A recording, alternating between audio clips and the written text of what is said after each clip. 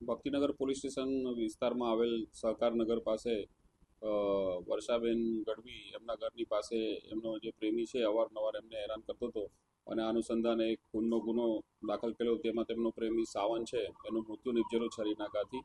અને ઉપરોક્ત બાબતે એમનો સાથીદાર છે વર્ષાબેનનો એ પણ ઉપરોક્ત ખૂનના ગુનામાં સામેલ હતો ને આ બંને વિરુદ્ધ ભક્તિનગર પોલીસ સ્ટેશનમાં 103 BNS 103 એટલે કે ખૂન મુજબનો ગુનો દાખલ કરેલો છે અને આગળની તપાસ પીઆઈ સરવૈયા સાહેબ કરી રહ્યા છે.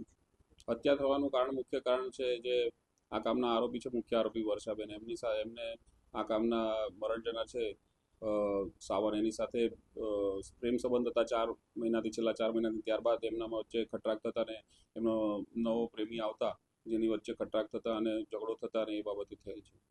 સાહેબ, હત્યા જે થઈ છે એમાં કેટલા જણના કામ એવું કઈ જાણવા મળ્યું છે? હત્યામાં મરણ જનારને 7 થી 8 છરીના ઘા છાતીના ભાગે થયેલ છે એવું જાણવા મળ્યું છે.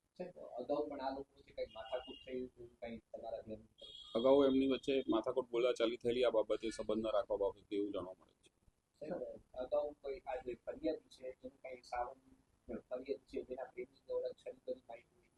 હા, અગાઉ આ કામના જે આરોપી છે વર્ષાબેન એમની સાથે આ કામના મરણ જનારનો ઝઘડો થયેલો સાવનનો અને એ બાબતે ગુનો પણ દાખલ થયેલો સાવન વિરુદ્ધ અને પોલીસે એમને અટક પણ કરેલી.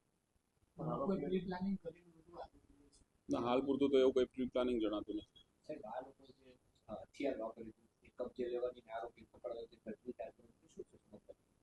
ઉપરોક્ત ગુનાના કામે આરોપી બંને વર્ષા અને દર્શન છે જેનો નવો પ્રેમી છે બંનેને પોલીસ કબજા હેઠળ છે અને પૂછપરછ ચાલુ છે અને ગુનાના કામે હથિયાર કબજે